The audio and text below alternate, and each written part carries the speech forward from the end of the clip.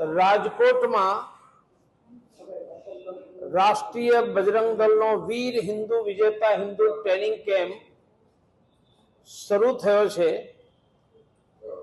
આવા ભારતમાં 30 રાજ્યોમાં આ કેમ્પની શરૂઆત 1989 સરખેજ અમદાવાદમાં મિલિટરી ટ્રેનિંગ કેમ્પના સ્વરૂપમાં થયું હતું અને એ ટ્રેનિંગ આખા દેશમાં વિસ્તારિત કરી એ ટ્રેનિંગના સંદર્ભમાં રાજકોટ આવવાનું થયું। આપણે જાણીએ છીએ કે પરમ દિવસે ગુજરાતમાં કેટલાક આતંકવાદીઓ પકડાયા છે। આ આતંકવાદીઓ લંકાથી ભારતમાં આવી ગયા, પકડાયા 3-4, નથી પકડાયા આતંકવાદીઓ દેશમાં કેટલા હશે? એનો અર્થ કે આ દેશ ધીરે ધીરે અફઘાનિસ્તાન બની રહ્યો છે અને આતંકવાદીઓ ભારતમાં પ્રવેશવામાં સફળ થયા છે। આંતરરાષ્ટ્રીય હિન્દુ પરિષદ, રાષ્ટ્રીય બજરંગ દળ ભારતના દરેક ગામડે અને શહેરોમાં દર અઠવાડિયે લોકોને એકઠા કરીને હનુમાન ચાલીસાના પાઠ, અત્યાર સુધીમાં એવા 13,000 હનુમાન ચાલીસા કેન્દ્ર ચાલી રહ્યા છે। અમે જાન્યુઆરીમાં પ્રયાગમાં 12 વર્ષનો પૂર્ણ કુંભ લાગી રહ્યો છે, ત્યાં સુધીમાં 1 લાખ દર અઠવાડિયાના હનુમાન ચાલીસા કેન્દ્ર અને આ હનુમાન ચાલીસા કેન્દ્ર દ્વારા એ ગામ ને શહેરની લોકેલિટી ઘટ્યો છે। અને સારું ન લાગે પણ એક વસ્તુ કહું, રાજકીય પક્ષો ઉપરનો વિશ્વાસ પણ લોકોનો ઓછો થયો, એ ઓછા મતદાનનું કારણ છે। સામાન્ય રીતે મતદાન થાય ચૂંટણી એટલે ઉત્સવનું વાતાવરણ હોય, ઉત્સાહનું હોય, આનંદ હોય, અને રાતે તમે જાઓ તો ટોળે ટોળા હોય અને ચૂંટણીની ચર્ચા કરતા હોય। હું આખા દેશમાં 5 દિવસ આસામ ફરીને આવ્યો, કાલથી હું રાજસ્થાન જઈ રહ્યો છું, આખા દેશમાં ફરી રહ્યો છું। આવું ઉત્સવનું ને ઉત્સાહનું વાતાવરણ આ વખતે દેશમાં નથી, એ ચિંતાનું કારણ છે।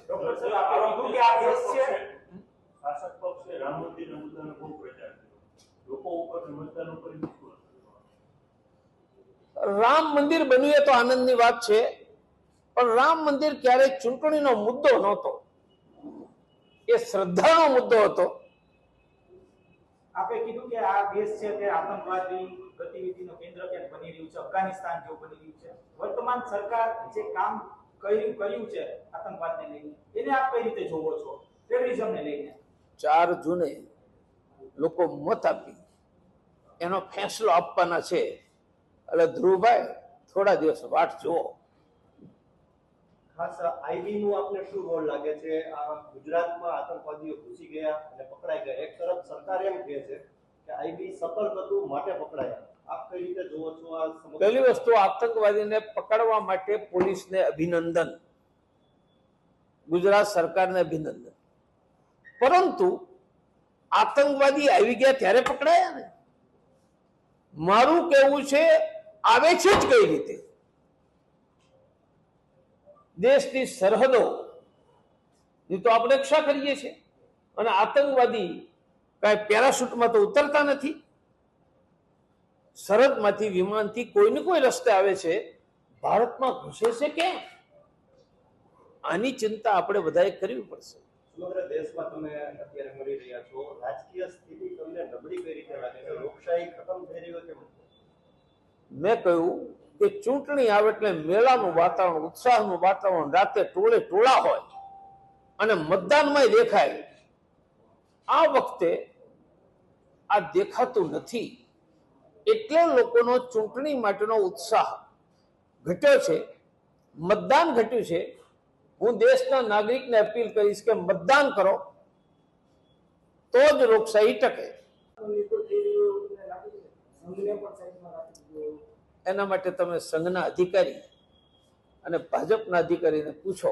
જેપી હું નડ્ડાના 50 વર્ષ સુધી આજ કરતો હતો. આજ નિશાળનો હું પ્રિન્સિપાલ હતો. આથી વધારે કાંઈ નહીં કહું. પ્રિન્સિપલ આ નિવેદનને કઈ રીતે જુઓ? પ્રિન્સિપલ આ નિવેદનને જોતા હોય એ બધી વાત ભાઈ જાહેરમાં થોડી કહેવાય. કેટલુંક તો ખાનગી રહેવા દો અને પૂછો ને ભાજપના અને સંઘના નેતાઓને, એ જ વધારે બતાવી શકે. હું તો બે માંથી એક જગ્યાએ નથી કે ગરીબોને મફતમાં અનાજ તમને ઠેલી આપી રહ્યા છે, એવી ઠેલી લોકોના ઘરમાં આપી છે. દરરોજ એક મુઠ્ઠી અનાજ નાખો અને મહિનામાં એક વખત એકઠું કરીને ગરીબોને આપવાનું. આ વર્ષે 1 કરોડ ઘરોમાંથી અનાજ એકઠું કરીને ગરીબોને આપવાની યોજના ચાલી રહી છે. એ જ રીતે ગરીબોને મફતમાં પ્રાઇવેટના ડોક્ટર, બ્લડ પ્રેશર, સુગરની તપાસ, આ બધું કામ હનુમાન ચાલીસા કેન્દ્ર દ્વારા ચાલી રહ્યું છે. એટલે અમારી નિયમિત પ્રવૃત્તિનું કેન્દ્ર હનુમાન ચાલીસા છે. અયોધ્યામાં રામ મંદિર બની ગયું. કાશી મથુરા પર ભવ્ય મંદિર બનવું જ જોઈએ. અને કાશી મથુરા જેના એજન્ડામાં નથી, એ હિન્દુઓના એજન્ડામાં નહીં રહે.